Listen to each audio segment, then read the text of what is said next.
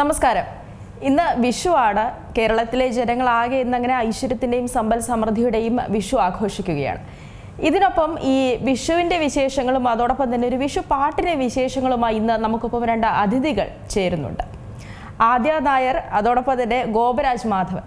ഇവർ രണ്ടുപേരുമാണ് നമ്മോടൊപ്പം ഇന്ന് ഈ പാട്ടും അതിൻ്റെ വിശേഷങ്ങളും ഒക്കെയായി ചേരുന്നത്. നമസ്കാരം.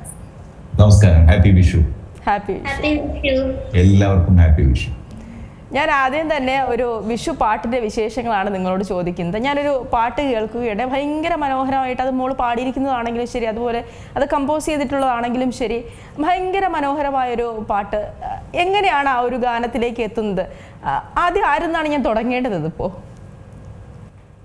അത് ഞാൻ തന്നെ പറയാം. ഞാൻ ഇതൊരു കോൺസെപ്റ്റ് ക്രിയേറ്റ് ചെയ്താണ്. വിഷു പാട്ടുകൾ എന്ന് പറഞ്ഞിട്ട് വിഷു വരുന്നതിന് മുമ്പായിട്ട് വിഷു പാട്ടുകൾ എന്നുള്ളൊരു സീരീസ് ചെയ്യാമെന്ന് വിചാരിച്ചു. അപ്പൊ അങ്ങനെ ഒരു കോൺസെപ്റ്റ് ക്രിയേറ്റ് ചെയ്ത സമയത്ത് നമ്മൾ ചെന്നൈയിലുള്ള കുറച്ച് ടാലൻസിനെയൊക്കെ നല്ല പാടുന്ന ടാലൻസിനെയൊക്കെ ഉൾപ്പെടുത്തിക്കൊണ്ട് ഒരു സീരീസ് ചെയ്യാമെന്ന് വിചാരിച്ചിട്ട് അങ്ങനെ തുടങ്ങിയതാണ്. അപ്പൊ അതില് കുറച്ച് പേര് പാടുകയുണ്ടായി. അതിൽ എനിക്ക് ആദ്യയുടെ അടുത്തും ആദ്യ അച്ഛൻ്റെ അടുത്തും ചോദിച്ചു, ഇങ്ങനെ ആദ്യം പാടിയാൽ നന്നായിരിക്കും എന്ന് പറഞ്ഞിട്ട് അങ്ങനെയാണ് ആദ്യനെ ഇൻക്ലൂഡ് ചെയ്തിട്ട് പാട്ട് ചെയ്യാൻ തുടങ്ങിയത്. ഇതിന്റെ സംഗീത സംവിധാനം വന്നിട്ട് സഞ്ജീവ് ലാൽ ആണ് ചെയ്തിരിക്കുന്നത്. ഇത് പാട്ട് എഴുതിയിരിക്കുന്നത് വാസുദേവൻ പനമ്പിള്ളി. ഇത് പ്രൊഡ്യൂസ് ചെയ്തത് സ്വരരാഗ മ്യൂസിക് സ്റ്റുഡിയോ, ഇവിടെ ചെന്നൈയിലുള്ള മ്യൂസിക് സ്റ്റുഡിയോ ആണ്. അതായത് എൻ്റെ മ്യൂസിക് സ്റ്റുഡിയോ ആണ്. ഞാനും ഞങ്ങളുടെ സുഹൃത്തുക്കളും ചേർന്ന് സ്ഥാപിച്ചിട്ടുള്ള മ്യൂസിക് സ്റ്റുഡിയോയിൽ ചെയ്തതാണ്. അപ്പോൾ എങ്ങനെയാണ് ഈ ഒരു പാട്ടിലേക്ക് എത്തുന്നത്? ഈ ഒരു മനോഹരമായ ഒരു പാട്ട് എഴുതുന്നതിന്, അല്ലെങ്കിൽ ഈ ഒരു പാട്ട് എഴുതണം എന്നുള്ളൊരാഗ്രഹം, അതിങ്ങനെ കമ്പോസ് ചെയ്ത് കൊണ്ടുവരണം എന്നുള്ളൊരാഗ്രഹം, അതൊക്കെ താങ്കൾക്ക് എങ്ങനെയാണ് വന്നത്? പെട്ടെന്ന് വന്നതാണോ അതോ ഒരു നേരത്തെ ഉണ്ടായിരുന്നൊരു ആഗ്രഹമാണോ? അല്ല, നേരത്തെ എനിക്ക് സ്റ്റുഡിയോ വെച്ചതിന് ശേഷം നമുക്ക് ഇങ്ങനെ ആൽബങ്ങൾ ഇങ്ങനെ നമ്മൾ ചെയ്തുകൊണ്ടിരിക്കുന്നുണ്ടായിരുന്നു, പല ആൽബങ്ങളും. അതെ, ഈ ഒരു വിഷുവിലേക്ക് എത്തിയൊരു കോൺസെപ്റ്റ് ആണ്.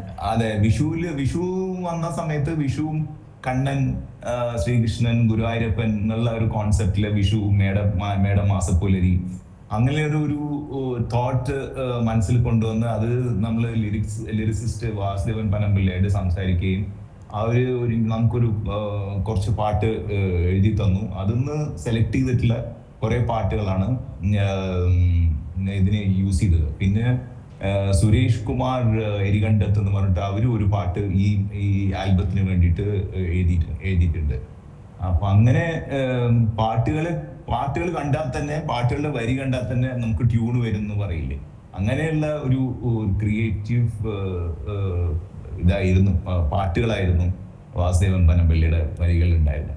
അതേമാതിരി അതിൻ്റെ ട്യൂണും സഞ്ജീവ് ലാൽ ചെയ്തിരിക്കുന്ന ട്യൂണും അതിമനോഹരമായിട്ടുള്ള അത് ആദ്യ മോള് വന്നിട്ട് അത് എക്സെപ്ഷണലി ബ്യൂട്ടിഫുൾ ആയിട്ട് എക്സ്പ്രസീവ് ആയിട്ട് പാടിയത് കൊണ്ട് ആ പാട്ട് അങ്ങനെ വ്യൂവർഷിപ്പ് കയറിപ്പോയി വൈറലായി എന്നുള്ളതാണ് അതിന്റെ ഒരു മനോഹരമായിട്ടുള്ള മനസ്സിൽ. ഈ വിഷുവിന് ഞങ്ങൾക്ക് സ്വരരാഗയ്ക്കും ഇതിൽ ഉൾപ്പെട്ടിട്ടുള്ള എല്ലാ പാട്ടുകാർക്കും സന്തോഷിക്കാനുള്ള ഒരു വിഷയം. തീർച്ചയായിട്ടും ഞാനും ആ പാട്ട് കേട്ടു. ഭയങ്കര മനോഹരമായ ശബ്ദം. താങ്കൾ പറഞ്ഞതുപോലെ ആദ്യം അത് വളരെ മനോഹരമായി തന്നെ പാടിയിട്ടുണ്ട്. ഇനി ഞാൻ ആദ്യയോട് ചോദിക്കുകയാണ്, എങ്ങനെ ഉണ്ടായിരുന്നു ആ പാട്ട് പാടുമ്പോഴുണ്ടായിരുന്നൊരു അനുഭവം?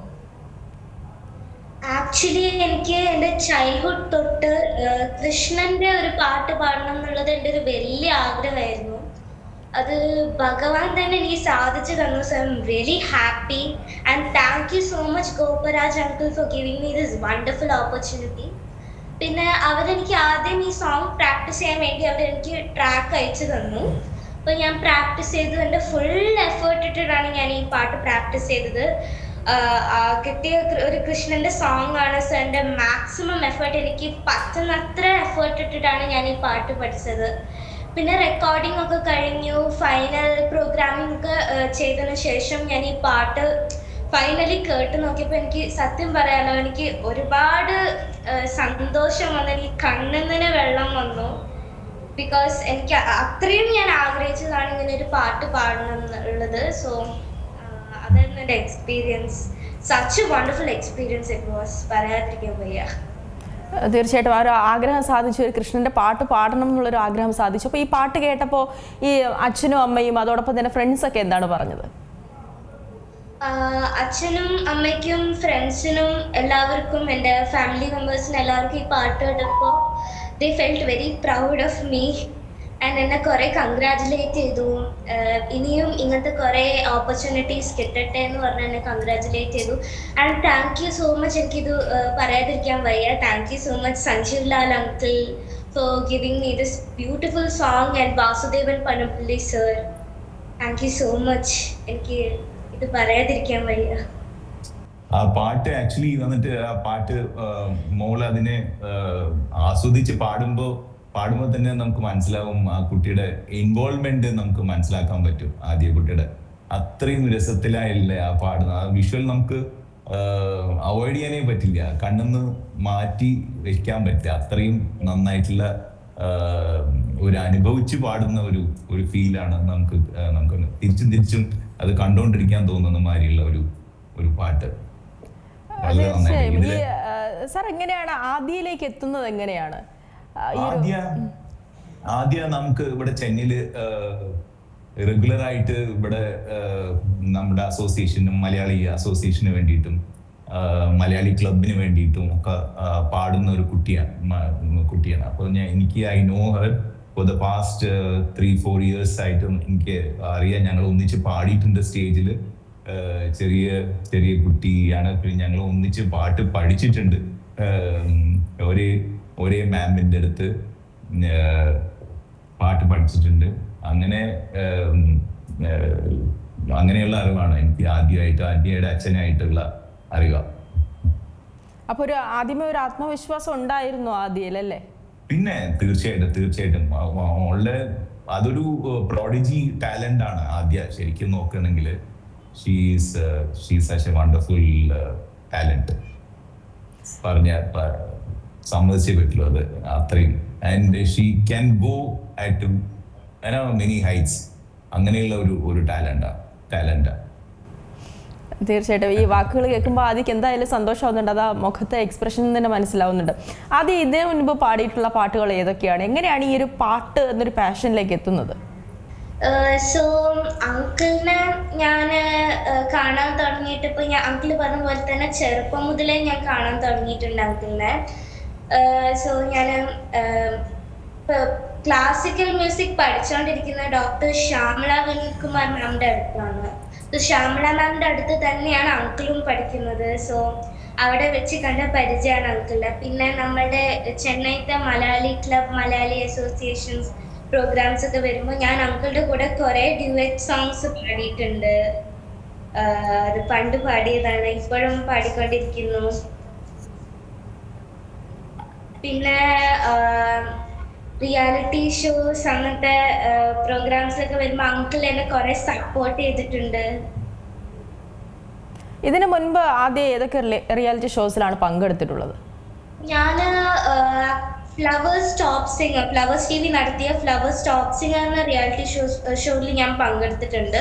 ഞാൻ ഫൈനൽ വരയ്ക്കും റീച്ച് ചെയ്തിട്ടുണ്ട്. 6th പൊസിഷനാണ് കിട്ടിയിരിക്കുന്നത്. മോസ്റ്റ് പോപ്പുലർ സിംഗർ എന്ന അവാർഡാണ് എനിക്ക് കിട്ടിയിരിക്കുന്നത്.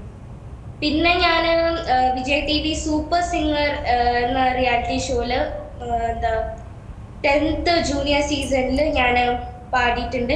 എനിക്ക് 3rd പൊസിഷൻ, 2nd റണ്ണറപ്പ് ആണ് എനിക്ക് കിട്ടിയിരിക്കുന്നത്. ഞാൻ സൂപ്പർ സിംഗറിൽ ഒരു ഫൈനലിസ്റ്റ് ആയിരുന്നു. These are the reality shows in which I have participated. ഇപ്പോൾ എനിക്ക് I want to pursue my music career along with my studies. സ്റ്റഡീസും ഇമ്പോർട്ടൻ്റ് ആണല്ലോ.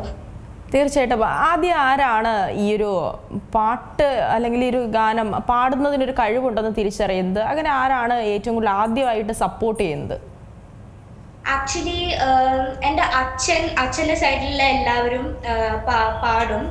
എൻ്റെ അച്ഛനൊരു സിംഗറാണ്. സോ അങ്ങനെ എനിക്ക് കിട്ടിയൊരു ജീൻസാണ് തോന്നുന്നു. അങ്ങനെ വന്നതാണ് ഈ പാട്ട് എന്ന് എനിക്ക് തോന്നുന്നു. സോ ഞാൻ പണ്ട് മുതലേ ഞാൻ പാട്ടിൽ വളരെ വളരെ ഇൻട്രസ്റ്റ് കാണിക്കും. ഇപ്പോൾ TV-യിലോ അല്ലെങ്കിൽ റേഡിയോയിലോ എന്തെങ്കിലും ഒരു പാട്ട് കേൾക്കുകയാണെങ്കിൽ ഞാൻ ഉടനെ പോയി ചെന്ന് അത് ഇങ്ങനെ ആസ്വദിക്കും. പിന്നെ എൻ്റെ അച്ഛൻ കൂടെ പാടുമ്പോൾ, ഞാൻ ചെറിയ കുട്ടിയായിരിക്കുന്ന സമയത്ത് അച്ഛൻ പാടുമ്പോൾ ഞാൻ കൂടെ ഞാൻ എൻ്റെ maximum I try to copy him. അച്ഛൻ എങ്ങനെയാണോ പാടുന്നത് അതേപോലെ ഞാനും പാടാൻ ആയിട്ട് ശ്രമിക്കും. സോ അങ്ങനെ എല്ലാവരും പറഞ്ഞു തുടങ്ങി, കുട്ടി വലുതാകുമ്പോൾ എന്തായാലും പാടും, പാട്ടുകാരിയാവും, അങ്ങനെ എല്ലാവരും പറഞ്ഞു തുടങ്ങി. സോ അങ്ങനെ ഒരു ഞാൻ ആക്ച്വലി മ്യൂസിക് ക്ലാസ്സിലേക്ക് ചേരുന്നത് എനിക്കൊരു 4 വയസ്സാകുമ്പോഴാണ്. സോ അന്ന് ഞാൻ ചേർന്നത് കേരളയിലെ ഒരു ക്ലാസ്സിലാണ്. പിന്നീട് ഫസ്റ്റ് സ്റ്റാൻഡേർഡിലൊക്കെ എത്തിയപ്പോൾ നമ്മൾ ചെന്നൈയിലേക്ക് ട്രാൻസ്ഫേർഡ് ആയി. അപ്പോൾ ഞാൻ ചേർന്നത് ഡോക്ടർ ശ്യാംല വിനോദ് കുമാർ മാമിൻ്റെ മ്യൂസിക് ക്ലാസ്സിലാണ്. അവരാണ് ഇപ്പോൾ എന്നെ പഠിപ്പിച്ചുകൊണ്ടിരിക്കുന്നത്. അങ്ങനെയാണ് അപ്പോൾ ഈ പാട്ടിൻ്റെ ഒരു യാത്ര അങ്ങനെയാണ്. ഇനി ഞാൻ ഗോപരാജ് സാറിലേക്ക് പോവാണ്. ഈ സ്വരരാഗ എന്ന് പറയുന്ന മ്യൂസിക് സ്റ്റുഡിയോയെ പറ്റി എന്താണ് പറയാനുള്ളത്? സ്വരരാഗ മ്യൂസിക് സ്റ്റുഡിയോ തുടങ്ങിയത് ആക്ച്വലി വന്നിട്ട് ഇവിടെയുള്ള സിംഗിങ് ടാലൻസിനെ പുറത്തു കൊണ്ടുവരാൻ വേണ്ടിയിട്ടുള്ള ഒരു ചെറിയ സ്ഥാപനം.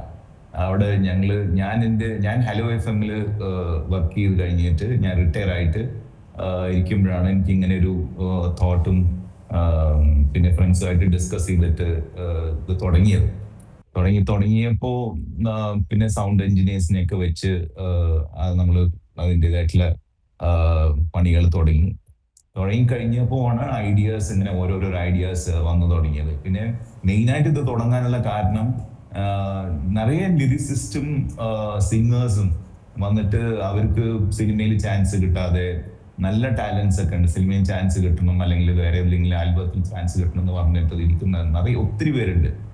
അപ്പോ അവർക്കൊക്കെ ഒരു വേദിയായിട്ട് ഒരു ചാൻസ് കൊടുക്കുക എന്നുള്ളതിന് വേണ്ടി മാത്രം തുടങ്ങിയിട്ടുള്ള ഒരു ചെറിയ സ്ഥാപനം.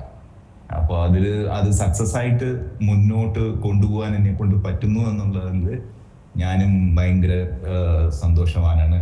എല്ലാവരോടും പാടുന്ന ഇതുവരെയ്ക്കും ഞങ്ങളുടെ സ്റ്റുഡിയോയിൽ വന്ന് പാടിയവരോടും ഭയങ്കര കൃതജ്ഞത ഉള്ളവരാണ്. ഇനി വരാൻ പോകുന്ന അപ്കമിങ് പ്രോജക്ട്സ് എന്തൊക്കെയാണ്? ഇപ്പൊ ഈ സീസണിൽ തന്നെ നമ്മൾ 10 പാട്ടുകൾ ഉണ്ട്. അപ്പോൾ മറ്റേ പാട്ടുകളും ഇതേപോലെ വെരി വെരി പോപ്പുലർ നമ്പേഴ്സ് ആണ്. പോപ്പുലർ നമ്പേഴ്സ് എന്ന് പറഞ്ഞാൽ വളരെ ട്യൂൺ വൈസ് എക്സലന്റ് ട്യൂണും നല്ല ലിറിക്സും ആണ്. അതുമാതിരി നല്ല ഇവിടെയുള്ള ചെന്നൈയിലുള്ള നല്ല കഴിവുള്ള പാട്ടുകാർ പാടിയിട്ടുള്ള പാട്ടുകളാണ്. അതിൽ ഞാനും ഒരു പാട്ട് പാടിയിട്ടുണ്ട്. അത്രയും പാട്ടുകൾ എല്ലാവരും കേൾക്കണം എന്നുള്ളത്, അതിൽ എല്ലാ പാട്ടും എല്ലാവരും കേൾക്കണം എന്നുള്ളത് എൻ്റെ വളരെ ആഗ്രഹം. തീർച്ചയായിട്ടും. എന്തായാലും ഈ വിഷു വരുമ്പോൾ ഒരു വിഷു പാട്ട് പാടാതെ നമുക്ക് ഇത് എങ്ങും എത്തിക്കാനായില്ലല്ലോ. ആദ്യം മോള് ഈ പാട്ടാണെങ്കിലും മതി, ഒരു 2 പേര് പാടാൻ പറ്റില്ലേ? ഓ പാടാം.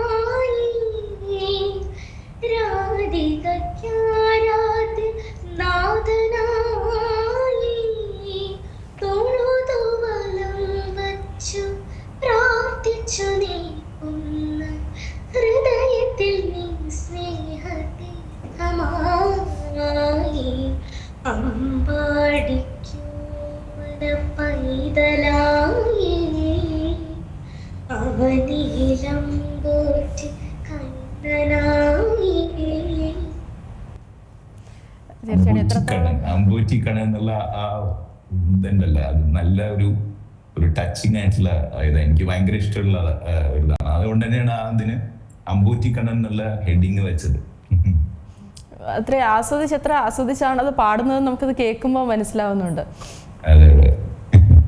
ആദ്യക്ക് എങ്ങനെയുണ്ടായിരുന്നു ഈ ഒരു സ്വരരാഗയുടെ കൂടെ ഉള്ളൊരു വർക്ക് ചെയ്യുമ്പോൾ ഉണ്ടായിരുന്നൊരു അനുഭവം എങ്ങനെയുണ്ടായിരുന്നു? Was really wonderful. ഞാൻ ഈ പാട്ട് മാത്രമല്ല ഇനിയും ഒരു 2-3 പാട്ട് പാടിയിട്ടുണ്ട്. അയ്യപ്പൻ്റെ സോങ് പാടിയിട്ടുണ്ട്, പിന്നെ മാതാവിൻ്റെ സോങ് പാടിയിട്ടുണ്ട്. അങ്ങനെ കുറേ സോങ്സ് പാടിയിട്ടുണ്ട്. പിന്നെ അങ്കിളും എന്നെ കുറേ സപ്പോർട്ട് ചെയ്തിട്ടുണ്ട്. So I find it very happy and very exciting when working with Swararaga music. തീർച്ചയായിട്ടും. സാറും പാട്ട് പാടുമെന്ന് പറഞ്ഞിരുന്നു, 2 പേര് പാടുന്നുണ്ടോ? രണ്ടുപേരി വേറെ ഏതെങ്കിലും ഒരു കൃഷ്ണന്റെ ഒരു രണ്ടുപേരി പാടാം. ഗുരുവായൂരേകാദശി തൊഴുവാൻ പോകുമ്പോൾ വഴി കാട്ടുക നാരായണ രൂപം. തളരുമ്പോൾ ആത്മാവാം പശുവേ നിന്നാവിൽ അമൃതം പോലൂറിയിടുക നാരായണ നാമം, ഹരിനാരായണ നാമം. ഗുരുവായൂരേകാദശി തൊഴുവാൻ പോകുമ്പോൾ വഴി കാട്ടുക നാരായണ രൂപം. തളരുമ്പോൾ ആത്മാവാം പശുവേ നിന്നാവിൽ അമൃതം പോലൂറിയിടുക നാരായണ നാമം, ഹരിനാരായണ നാമം. വളരെ നന്നായിട്ടുണ്ട്. ഈ ഒരു ഭക്തി നമ്മൾ ഈ ക്ഷേത്രത്തിലൊക്കെ പോകുന്ന ഒരു അറ്റ്മോസ്ഫിയർ ആണ് ഉണ്ടാകുന്നത്. അത്രയും മനോഹരമായിട്ടുണ്ട്. ആ ശബ്ദവും അതിന് ഭയങ്കരമായിട്ട് ആപ്റ്റ് ആയിട്ടുള്ളൊരു വോയിസും കൂടെയാണ് സാറിൻ്റെത്. തീർച്ചയായിട്ടും ഞാൻ ചോദിക്കട്ടെ, ഈ ഡിവോഷണൽ സോങ്സ് ആണോ കൂടുതൽ ഈ സ്വരരാഗ കോൺസെൻട്രേറ്റ് ചെയ്യുന്നത്? അങ്ങനെ കോൺസെൻട്രേറ്റ് ചെയ്യുന്നില്ല. നമ്മൾ കൂടുതലും ആൾക്കാർ നമുക്ക് വരുന്നത് ഭക്തിഗാനങ്ങൾ ചെയ്യാൻ വേണ്ടിയിട്ടാണ്. നിറയെ പേര് വരുന്നുണ്ട്. അപ്പൊ നമ്മൾ ഇതിന് വേറൊരു കോൺസെപ്റ്റ് എന്ന് പറഞ്ഞാൽ നമ്മൾ ഭയങ്കര വളരെ തുച്ഛമായിട്ടുള്ള റേറ്റിൽ അവർക്ക് ഓരോരുത്തർക്കും അഫോർഡബിൾ ആയിട്ടുള്ള ഒരു റേറ്റിൽ ചെയ്തു കൊടുക്കുന്നതാണ്. അപ്പൊ അതിൻ്റെതായിട്ടുള്ള ലിമിറ്റേഷൻ ഉണ്ടെന്ന് വെച്ചോളൂ. അപ്പോ നമ്മൾ ചെയ്യുന്നത് ഒരു ബേസിക് ആയിട്ട് ഒരു 7,000 rupees, 7,500 rupees അങ്ങനെയുള്ള ഒരു റേറ്റിലാണ് നമ്മൾ ചെയ്തു കൊടുക്കുന്നത്, പാട്ട് ചെയ്തു കൊടുക്കുന്നത്. അപ്പോ ഇത് ഭക്തി ഗാനങ്ങളായിട്ടും വരുന്നുണ്ട് നമുക്ക്. പിന്നെ അതല്ലാതെ ലവ് സോങ് ചെയ്യാൻ വരുന്നുണ്ട്. പിന്നെ ഗസൽസ് മാതിരിയുള്ള സോങ്സ് വേണമെന്ന് പറഞ്ഞ് വരുന്നുണ്ട്. ഇന്ത്യയുടെ പല ഭാഗത്തുനിന്ന്, ഇന്ത്യയിൽ നിന്ന് മാത്രമൊന്നുമല്ല, എനിക്ക് I got work from Dubai, US എന്നൊക്കെ വരുന്നുണ്ട്. കേരളത്തിൽ നിന്ന് നമ്മൾ ഇതുവരെയ്ക്കും നേരിട്ട് കണ്ടിട്ട് കൂടി ഉണ്ടാവില്ല. അങ്ങനെയുള്ളവരൊക്കെ നമുക്ക് പാട്ട് അയച്ചു തന്നിട്ട് ഈ പാട്ട് ചെയ്തു തരാമെന്ന് പറഞ്ഞ് നമ്മൾ ചെയ്ത് അയച്ചു കൊടുക്കാറുണ്ട്. അങ്ങനെ we get lot of work. അത് പക്ഷെ കൂടുതലും നമുക്ക് ഡിവോഷണൽ സോങ്സ് എന്ന് പറഞ്ഞിട്ടാണ് വരിക. ഡിവോഷണൽ സോങ്സ് ചെയ്യാനായിട്ടാണ് കൂടുതലും വരിക. നിറയെ പേര്, എനിക്ക് തോന്നുന്നത് നിറയെ എഴുതുന്നവര് ഡിവോഷണലായിട്ട് എഴുതാൻ താല്പര്യപ്പെടുന്നത് എന്നുള്ളതാണ് എനിക്ക് തോന്നുന്നത്. തീർച്ചയായും താങ്കൾ ഈ പറഞ്ഞ ഒരു എമൗണ്ടിൽ ഈ പറയുന്നത് പോലെ ഒരു ഗാനം ചെയ്തു കൊടുക്കുക എന്ന് പറയുന്നത് ചെന്നൈ പോലൊരു നഗരത്തിൽ ഒരുപക്ഷെ വളരെ വിരളമായിരിക്കണം അല്ലേ? അതെ, വിരളം തന്നെയാണെന്ന് പറയാം. വിരളം എന്നല്ല, ആരും അങ്ങനെ ചെയ്തു കൊടുക്കുന്നത് ആരും എന്റെ അറിവിലില്ല. ഇത്രയും ഒരു കമ്മി ആയിട്ടുള്ള ഒരു റേറ്റിൽ ചെയ്തു കൊടുക്കുന്നതായിട്ട് എന്റെ അറിവിൽ ഇല്ല. തീർച്ചയായിട്ടും. അപ്പോൾ ഈ സ്വരരാഗയുമായി മുന്നോട്ട് പോകുമ്പോൾ ഒരു ആഗ്രഹം എന്തൊക്കെയാണ്? ഇനി എന്തൊക്കെ ചെയ്യണമെന്നുള്ളൊരു ആഗ്രഹമാണ് ഈ മ്യൂസിക് സ്റ്റുഡിയോയുമായി ബന്ധപ്പെട്ട് ഇനി താങ്കൾക്ക് ബാക്കിയുള്ളത്? ഇല്ല, ഇതൊരു ആക്ച്വലി ഒരു പ്രോഫിറ്റ് മേക്കിംഗ് ഓർഗനൈസേഷൻ ആയിട്ടല്ല ഞാൻ കൊണ്ടുപോകുന്നത്. ഇവിടെ നിറയെ ടാലൻസിനെ വെളിയിൽ കൊണ്ടുവരിക എന്നുള്ള ഒരൊറ്റ ഉദ്ദേശത്തിനും നിറയെ പേര്, അതായത് പാടാൻ ആഗ്രഹിക്കുന്ന ആസ്പയറിംഗ് സിംഗേഴ്സ്, ആസ്പയറിംഗ് ലിറിസിസ്റ്റിന് അവർക്കൊരു വേദി ഒരുക്കുക, അവർക്ക് ഒരു പ്ലാറ്റ്ഫോം ആക്കി കൊടുക്കുക എന്നുള്ളത് മാത്രമേ നമ്മൾ ഉദ്ദേശിക്കുന്നു. ഇതൊന്ന് ഒരുപാട് ലാഭം ഉണ്ടാക്കുക എന്നുള്ളതൊന്നും അല്ല അതിൻ്റെ ഉദ്ദേശം. അപ്പോൾ ആർക്ക് വേണമെങ്കിലും അപ്രോച്ച് ചെയ്യാം, ആർക്ക് വേണമെങ്കിലും വരാം, പാടാം. നല്ല പാട്ടുകാർ ഇതിൽ ത്രൂ ആയിട്ട് ലൈക്ക് ആദ്യ പോലെയുള്ള കുട്ടികൾ മുന്നോട്ട് വരും. തീർച്ചയായിട്ടും അതിൽ ആ സ്വരരാഗയ്ക്ക് ഒരു പാർട്ടാവാൻ സാധിക്കുന്നുണ്ടെങ്കിൽ അതാണ് എൻ്റെ അച്ചീവ്മെന്റ്. തീർച്ചയായിട്ടും സ്വരരാഗയിലൂടെ കൂടുതൽ കുട്ടികൾ മുന്നോട്ട് വരിക എന്ന് പറയുന്നത് തീർച്ചയായിട്ടും ഒരു അച്ചീവ്മെന്റ് തന്നെയാണ്. ഇനിയിപ്പോൾ ഈ പഠനത്തോടൊപ്പം തന്നെ പാട്ടും മുന്നോട്ട് കൊണ്ടുപോകണമെന്നാണ് ആഗ്രഹം എന്ന് പറഞ്ഞു. എന്താണ് ഇപ്പോൾ എത്രാം ക്ലാസ്സിലാണ് പഠിക്കുന്നത്? ഞാനിപ്പോ 7th കംപ്ലീറ്റ് ചെയ്തു, 8th പോകാൻ പോകുന്നു. ഓക്കെ, അപ്പോൾ ഈ സ്കൂളിലൊക്കെ മത്സരങ്ങൾക്കൊക്കെ പങ്കെടുക്കാറില്ലേ? പങ്കെടുക്കാറുണ്ട്. സ്കൂളിലും വിളിക്കാറുണ്ട്, എന്നെ പാട്ടൊക്കെ പാടാൻ വിളിക്കാറുണ്ട്. പിന്നെ സ്കൂളിൽ നടത്തുന്ന കുറച്ച് സെറമണീസ്, അങ്ങനത്തെ പ്രോഗ്രാംസിനൊക്കെ എന്നെ വിളിക്കാറുണ്ട്. ഓക്കെ, അപ്പോൾ ഈ വിഷു ദിനത്തിൽ പ്രേക്ഷകരോട് എന്താണ് ആദ്യക്ക് പറയാനുള്ളത്? Vishu it's A day of peace and harmony and അത് നമ്മൾ എന്താണോ ഹാർവസ്റ്റ് ചെയ്ത് നമുക്ക് കിട്ടുന്ന വെജിറ്റബിൾസ്, നമുക്ക് കിട്ടുന്ന നമ്മുടെ ആ പ്രോസ്പാരിറ്റി, നമ്മൾ അത് കൃഷ്ണന്റെ മുന്നിൽ വെച്ചിട്ട് നമ്മൾ പ്രാർത്ഥിക്കുകയാണ്. പിന്നെ ഈ വരുന്ന വർഷം ഫുൾ നമുക്ക് പീസോടെ ജീവിക്കാൻ പറ്റണമെന്ന് നമ്മൾ കൃഷ്ണനോട് പ്രാർത്ഥിക്കുന്നു. സോ എല്ലാവർക്കും കൃഷ്ണന്റെ അനുഗ്രഹം ഉണ്ടാവട്ടെ എന്ന് ഞാൻ എന്തായാലും പ്രാർത്ഥിക്കും. ആൻഡ് എല്ലാവർക്കും എൻ്റെ ഹൃദയം നിറഞ്ഞ വിഷു ആശംസകൾ. രാവിലെ കണിയൊക്കെ കണ്ടിരുന്നോ? കണിയൊക്കെ ഒരുക്കി. ശരി, ഗോപരാജ് സാറിന് എന്താണ് പറയാനുള്ളത് ഈ ഒരു വിഷു ദിനത്തിൽ പ്രേക്ഷകരോട്? വിഷു എന്ന് പറയുന്നത് ഒരു സ്നേഹത്തിന്റെ ഒരു സ്നേഹം ആണ് വിഷു എന്നുള്ളത്. അതായത് മോള് പറഞ്ഞ മാതിരി നമുക്ക് കിട്ടുന്ന ഹാർവെസ്റ്റ് ചെയ്ത് കിട്ടുന്ന എല്ലാം ഭഗവാന് സമർപ്പിച്ചിട്ട് അത് മറ്റുള്ളവർക്ക് പകർന്നു കൊടുക്കുക, മറ്റുള്ളവർക്ക് കൊടുക്കുക, പാവപ്പെട്ടവർക്ക് കൊടുക്കുക, അങ്ങനെ ഒരു സ്നേഹത്തിന്റെ പ്രതീകമായിട്ടാണ് നമുക്ക് കൃഷ്ണനെയും കണ്ണനെയും കാണാൻ പറ്റുള്ളൂ. അതുകൊണ്ട് തന്നെ ഭഗവാൻ ശ്രീകൃഷ്ണനെ തന്നെ നമ്മൾ മുമ്പിൽ വെച്ച് പ്രാർത്ഥിക്കുന്നതും അങ്ങനെ സ്നേഹം മാത്രം ആവട്ടെ എല്ലാവരുടെയും മനസ്സിൽ പടരട്ടെ എന്നുള്ള ഒരു സന്തോഷം കൊണ്ട് പറയാം. വളരെയധികം നന്ദി. വിഷുപ്പാട്ടിൻ്റെ വിശേഷങ്ങളും ഒക്കെയായി ഗോപരാജ് മാധവനും അതോടൊപ്പം തന്നെ ആദ്യ നായനുമാണ് നമ്മോടൊപ്പം ചേർന്നത്. വളരെ രസകരമായി തന്നെ അവരവരുടെ ഈ ഒരു ഗാനയാത്രയും അതോടൊപ്പം തന്നെ ഈ വിഷുപ്പാട്ടിനെ കുറിച്ചും ഒക്കെ നമ്മളോട് സംസാരിച്ചു. എന്തായാലും വളരെയധികം നന്ദി. Thank you so much. Thank you. ഒരിക്കൽ കൂടെ പ്രേക്ഷകർക്ക് വിഷുദിനാശംസകൾ നേരുകയാണ്. നമസ്കാരം.